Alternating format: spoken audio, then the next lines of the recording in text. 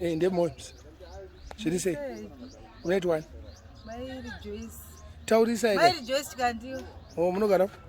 Budiriro 2. Saka muri ngwava mukutengesei? Ndikutengesa fish. Tione ka fish tacho. Kasara ngani? Yasara 1. Isa paningi apa tione. Inenge ichita mari iyoyo? 3 user. 3 user. Oh. Samatengesa ngani zuva rese? 10. Maorder 10 chete? Munodzoda nemari? Ne 15 user. 310. Saka profit yenyu $5 chete? Aiwa 15. Aiwa 15.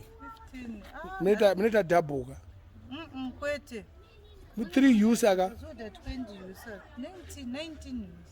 Saka profit yenyu $11. 19 user. Muchinenge muchidoko muri mune muchidoko kubatsira? Muri? Idzorera fish iyo ndakunhuhwirwa. Alright. Sara hasta so. Saka makasvitanga rini zvekutengesa fish? 2010. Munowanzotengesera? Muno Mbare. Ndingotengenderera muno Mbare. Semuchida Mbare kokwenyu kubudiriro. Hakuna mari unotengesa zita rako munhu. Mari jo nditenge ndikwerete sondo zokupa mari yako. Hapana chinobuda. Alright. Mune murume? Kuvana?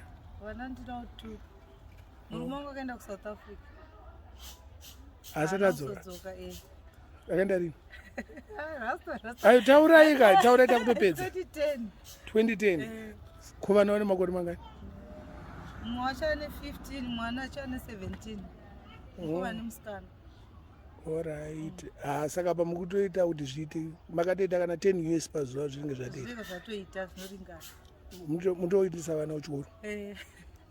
Saka vanhu kana vachida kukutsvagai vanokutsvagai sei? Taurai phone number yenyu. 0771 89 37 36. Munoitwa zita renyu chairo chairo? Hazvinei Kembo. Hazvinei Kembo. Maita basa Ngwava. Sharp.